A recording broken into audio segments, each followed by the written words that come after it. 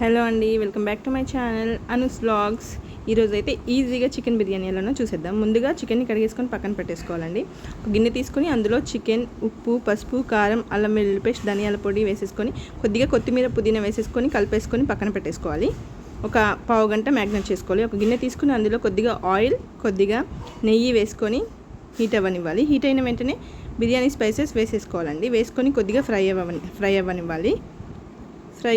ఈ spices fry అయిన వెంటనే ఆనియన్స్ కట్ చేసుకొని పెట్టేసుకొని ఆనియన్స్ కూడా ఇందులో వేసేసుకొని ఫ్రై చేసుకోవాలండి. ఆనియన్స్లో కొద్దిగా సాల్ట్ అయితే వేసేసుకోవాలి.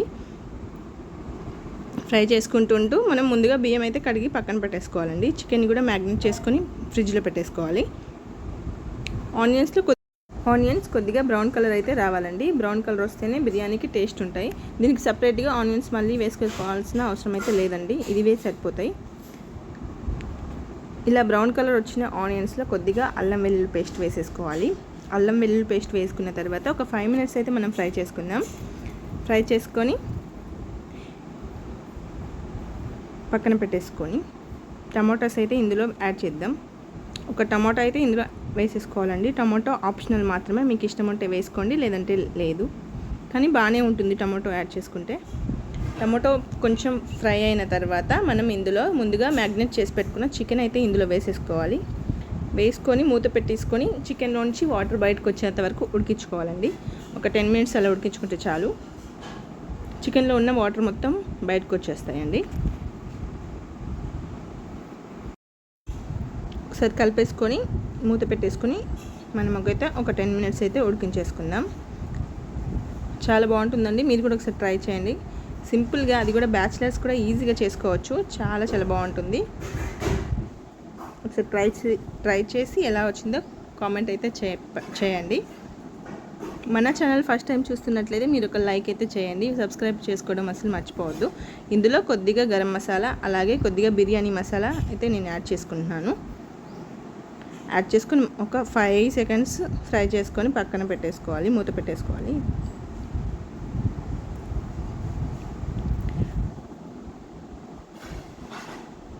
ఇప్పుడైతే మనం ఇందులో కొద్దిగా పెరుగు యాడ్ చేద్దాం. పెరుగు అయితే యాడ్ చేసుకోవాలండి. పెరుగు చాలా బాగుంటుంది. పెరుగు యాడ్ చేసుకోవడం వల్ల ముక్క కొంచెం మెత్తగా ఉడికిపోతుంది. పెరుగు యాడ్ చేసుకుని ఒక చిన్న సైజ్ అంతా నిమ్మకాయ అయితే పిండేసుకోవాలి. నేనైతే ఒక లెమన్ తీసుకున్నాను, అది చిన్న సైజ్ తీసుకున్నాను. ఆ లెమన్ పిండేసుకోవాలి.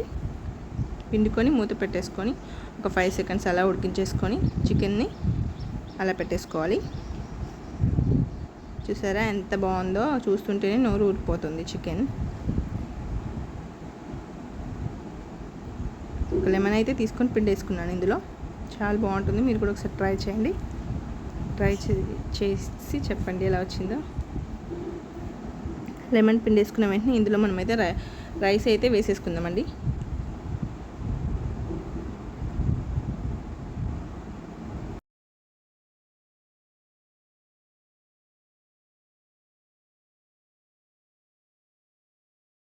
ఇందులో మనం ముందుగా నానబెట్టేసుకున్న రైస్ అయితే వేసేసుకుందాం. ఒక గ్లాస్కి 1.5 వాటర్ అయితే సరిపోతాయి. నేను 1 కేజీ చికెన్ అయితే తీసుకున్నాను, అలాగే 1 కేజీ బాస్మతి రైస్ అయితే తీసుకున్నాను. ఒక గ్లాసు బియ్యానికి 1.5 గ్లాస్ వాటర్ అయితే సరిపోతాయి. చాలా పొడి పొడిగా వస్తుంది. రైస్ వేసేసుకొని ఇందులో కొద్దిగా కొత్తిమీర, కొద్దిగా పుదీనా వేసుకొని కొద్దిగా నెయ్యి వేసుకొని ఒక లేయర్ వేసేసుకోవాలండి.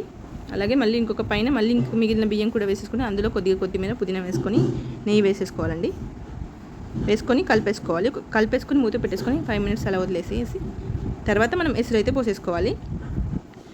ఎసురు యాడ్ చేసినాక ఒక 15 మినిట్స్ మీడియం ఫ్లేమ్లో పెట్టి ఉడికించేసుకోవాలి. 15 మినిట్స్ తర్వాత ఒక 5 మినిట్స్ అయితే మనం సిమ్లో పెట్టేసుకోవాలండి. 5 మినిట్స్ తర్వాత బిర్యానీ అయితే రెడీ అయిపోతుంది.